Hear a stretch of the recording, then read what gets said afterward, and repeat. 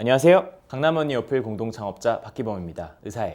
댓글 달면 뭐든지 모두 다 대답해드리는 내 질문을 부탁해. 오늘은 가슴 수술 편인데요. 지금부터 시작할게요. 안녕하세요. 안녕하세요. 마블성형외과 서일범 원장입니다. 가슴 수술에 관한 본격적인 질문에 들어가기 전에 먼저 해야 되는 것이 있죠. 선서해주세요, 원장님. 네. 선서! 나는 자랑스러운 강원TV 시청자들의 무궁한 영광을 위해 진심을 다해 대답할 것을 굳게 다짐합니다. 바로 원장님 도장 찍어주시죠. 네. 사인도 해주세요. 복사, 코팅 감사합니다. 원장님 오늘 잘 부탁드립니다. 제가 잘 부탁드리겠습니다. 네, 여러분 보이시나요? 이번에도 댓글이 어마어마했습니다. 감사합니다. 오늘도 여러분의 댓글을 모두 질문할 수 있도록 노력할게요. 먼저 제일 많은 질문이 보형물에 관한 질문이었는데요. 정예진님, 이봄님, 유지윤님께서 보형물 터지지 않나요? 이런 질문 주셨어요. 사실 터지는 경우는 흔하지 않잖아요, 원장님. 보형물이 터지려면 엄청난 압력으로 누르거나 뾰족한 거 터트리거나 아니면 보형물이 원래부터 하자가 있거나 터지는 건 정말 흔한 경우가 아닙니다. 잘 안 터집니다, 여러분.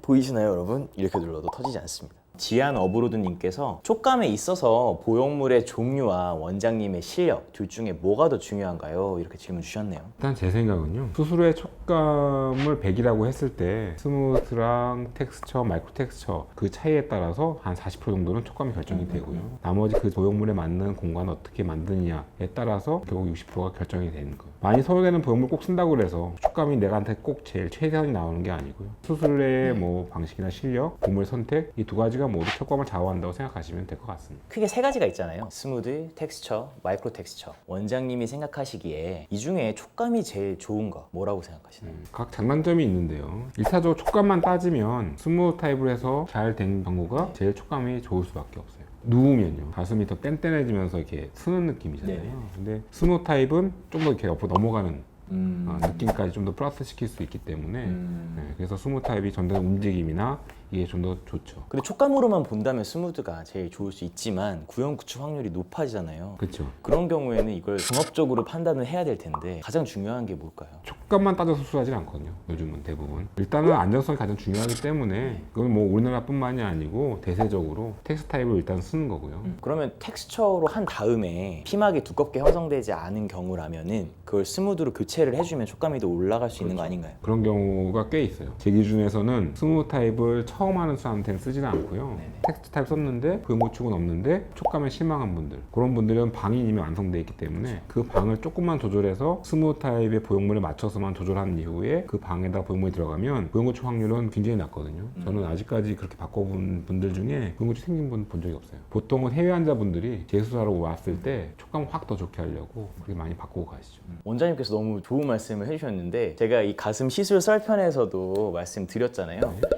여기 이 링크를 꾹 누르면은 가슴 수술 썰편을 보실 수가 있습니다. 네, 거기서 말씀드렸죠. 보형물이 가슴 안으로 들어가면 캡슐레이션이라고 해서 피막을 형성한다고 말씀드렸잖아요. 원장님께서 그 피막을 방이 형성된다라고 말씀해 주셨는데 사실 텍스처 타입이 제일 안정성이 있잖아요. 네. 그래서 텍스처 타입을 쓴 다음에 보형물을 스무드 타입으로 바꿔주면 촉감을 더 높일 수 있다 이렇게 말씀해 주셨네요. 방은 그대로 유지된다는 사실 오늘 하나 배우고 가면 좋을 것 같아요, 여러분. 가을님의 질문입니다. 가슴 수술하고 나서 마음에 안 들거나 가슴이 처지면 다시 보형물을 뺄 수 있나요? 라는 질문 주셨어요. 보형물을 뺄 수는 있지만 빼고 나면 이제 피부가 늘어져가지고 가슴이 처질 수도 있잖아요. 네. 빼는 건 어렵지 않거든요. 근데 일단 수술하고 나서 시간이 좀 많이 지났다고 하면 그냥 단순하게 빼는 거는 조금 고려를 하는 게 좋고요. 왜냐하면 피부가 늘어져 있기 때문에 예전으로 돌아가리라 생각해서 돌아가는 건 사실 좀 힘들고요. 나이가 젊고 수술한 얼마 안 됐을 경우에는 거의 원상복구 되지만 최소한 뭐 3개월, 6개월 이상 지난 다음부터는 가급적이면 뭐 사이즈 조정을 하거나 지금 있는 문제를 좀 교정을 하거나 해서 어느 정도 유지를 하고 있는 게 가슴 모양적인 부분에서는 훨씬 더 도움이 되죠.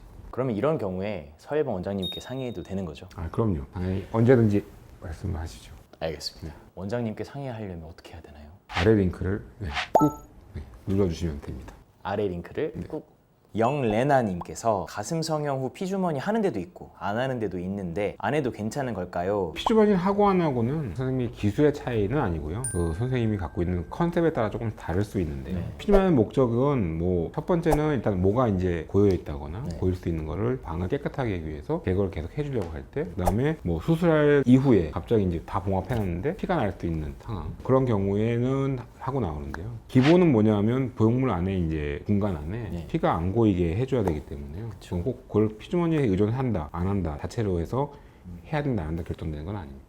그럼 원장님께서는 피주머니 어떻게 하는 편이신가요? 저 같은 경우는 스무 타입 같은 경우는 네. 대부분 분들 피주머니 하고 나오고요. 텍스 타입 같은 경우는 대부분 안 하고 나오고, 어차피 피는 안 나야 되는 거고, 텍스 타입 하더라도 보통 분들은 이게 수술할 때 보면 아는데 이게 혈관이 약한 분들이 있어요. 그런 분들 같은 경우는 혹시 모르기 때문에 피주머니를 하고 나오게 하고요. 피주머니 역시 케바케입니다. 이렇게밖에. 본프케이님께서 승무원이 꿈인 학생입니다. 잦은 비행 시에 가슴 수술을 하게 되면 구형 구축이 더 잘 일어난다던가 보형물이 잘 터진다던가 하는 부작용의 확률이 높아지나요? 이렇게 질문 주셨네요. 단적인 예로 보면요, 해외 환자들도 수술하러 많이 오시잖아요. 급한 분들은 다음날 비행기 타고 돌아가세요. 원론적으로는 정상적으로 수술된 가슴은 뭐 비행과 전혀 상관없으니까 걱정 안 하셔도 됩니다. 네. 그리고 승무원의 꿈은 꼭 이루시기 바랍니다. 파이팅! 파이팅. 보형물 외에 가슴 확대 수술할 수 있는 방법, 지방 이식 있잖아요. 네. 정말 많은 분들 질문 주셨네요. 이경민님, 김가연님, 김종인님, 윤혜진님, 정은아님 외 많은 분들이 지방 이식에 대한 질문을 주셨어요. 그럼 원장님께서 보시기에 보형물을 이용한 가슴 확대 수술과 어떤 점이 가장 큰 차이라고 보시는지. 보형물이라고 하면 어쨌든 이물질이 본인 몸에 추가가 되는 거고요. 그렇죠. 자가 지방은 자기 몸에서 나온 거니까 자기 거를 가장 사용한다는 게 가장 다른 점이기도 하고, 네. 자가 지방식의 가장 큰 장점이기도 한데 생각하셔야 될 것이 몇 가지가 있는데요. 네. 뭐 뽑는 자리, 넣는 자리, 이 흉이 좀 남게 돼 있고요. 그 다음에 지방식은 생착률이 중요한데 중요하죠. 실제로 이제 목표한 양에 따라서 100% 남는 경우는 거의 보기 드물거든요. 근데 가장 무엇보다 중요한 거는 본인이 만족해하는 사이즈가 되기 위한 지방의 양이 본인한테 충분히 있었어야지. 그렇죠. 네, 하죠. 지방 이식에 대한 이야기 잘 들으셨죠? 보형물과 지방 이식 잘 비교해 보시고 선택하길 바랄게요. 처진 가슴 올려주는 수술, 이것도 궁금해하신 분들 정말 많으셨어요. 네. 단계랑 케이스에 따라 다른데요. 네. 첫 번째 단계는 이제 보형물을 통해서 그냥 확대를 하는 거고, 네. 그 다음 단계는 보형물을 통해서 하는데 피부 절제를 해서 유륜 자체를 끌어올려주는 거. 네. 가슴이 컸던 분들 같은 경우는 보형물 없이 가슴 자체만 끌어올려주는 거. 반드시 고려할 게 이제 흉터가 남는다는 거. 확대만 했을 때 흉터랑 좀 다르게 네. 조금 더 이제 길이가 생깁니다. 내 가슴이 처졌는지 집에서 확인할 수 있는 방법은 없을까요?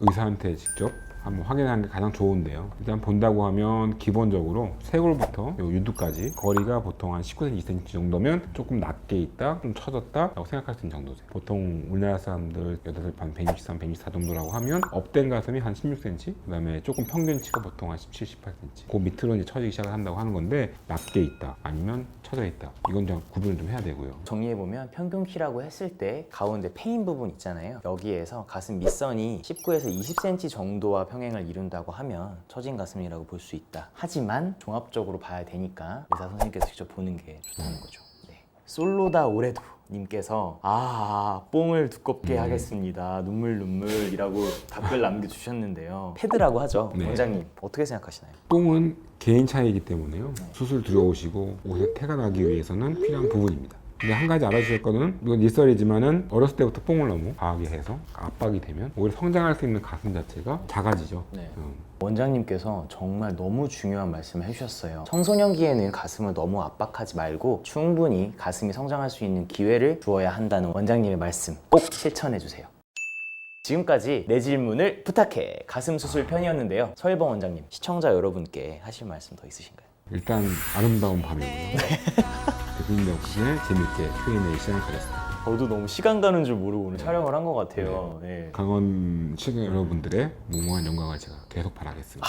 감사합니다. 마블 성형외과도 화이팅. 네.